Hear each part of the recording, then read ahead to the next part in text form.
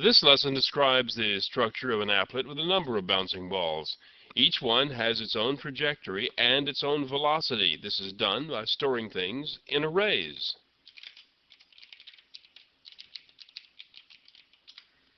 We begin by declaring the constant value count. It's sort of a tradition to put constants in all uppercase. It doesn't matter, but it does make them easier to spot. This is actually a tradition adopted from defined constants in C. Anyway, we're going to have 10 bouncing balls, so we need to keep track of the position of each one of them independently. That's what the X and Y arrays are for.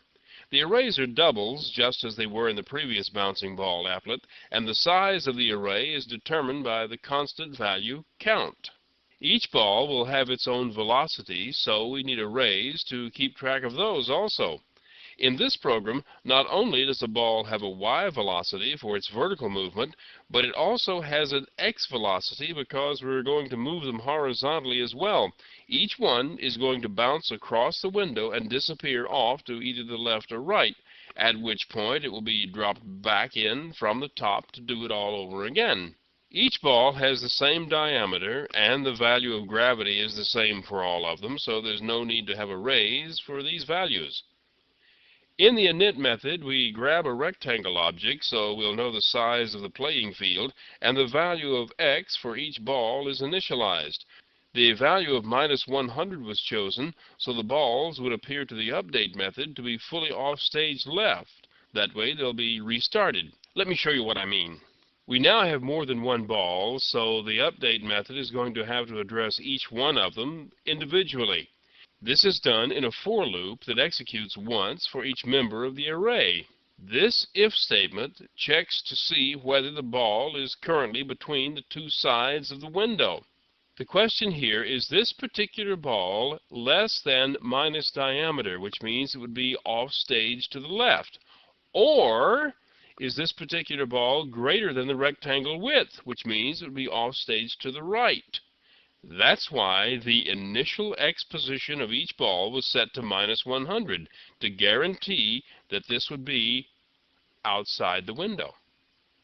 The x and y positions of the ball are set to their starting point. Randint is used to position the ball horizontally at some point between the two sides of the window, and it's used again to place the ball vertically in space at some point above the window. The velocity, the vertical velocity of this ball is set to 0, so it will start to fall from its random position above the window, just as if pushed down by gravity. Now, we want the ball to have a slight sideways motion, so it won't just bounce up and down and stay in the window. This is done with a third kind of loop, the one I haven't shown you yet. This is sort of an upside-down while loop. Notice that the conditional test is at the bottom. That means the body of the loop is guaranteed to execute at least once. That is, when the execution comes to the do statement, the body of the loop is immediately executed, and then, at the bottom, the test is made to see whether we do it again. This continues until the condition is false and the looping quits. In this case, we want the x velocity to be some value between -2 and 2, but not be 0. We just keep getting random numbers in the range until we get one that isn't 0. Just as we did in the previous applet, we check to see if the ball is moving down. If it is, we check to see whether it's reached the bottom. If it has, we bounce the ball by reversing its direction. The vertical velocity of this ball is adjusted by the pull of gravity. Notice that we never modify the x velocity. The horizontal speed is assigned when the ball is first dropped, and it never changes. The position of the ball is then adjusted by its two velocity components, and we're at the bottom of the loop, ready to start over and do the same calculation for the next ball. The paint method contains a loop that paints each ball in the array at its current x and y positions. I put the randint method here at the bottom for no particular reason. It could have been placed anywhere in the applet. It's just a habit I have of placing utility methods at the bottom of a class. It doesn't make any difference.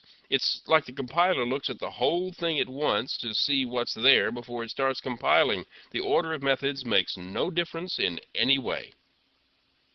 Anyway, this applet bounces balls.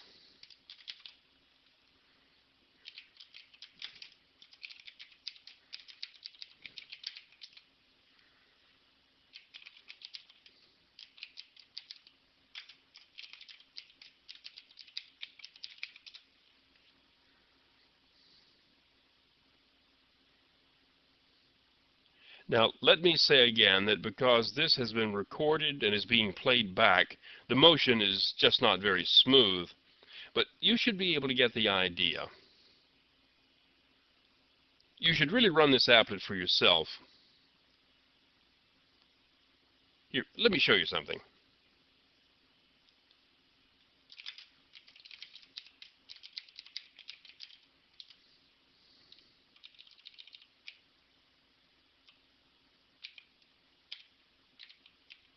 Making this one change will change the size of all the arrays and the number of times it executes all the loops. This version will bounce 100 balls.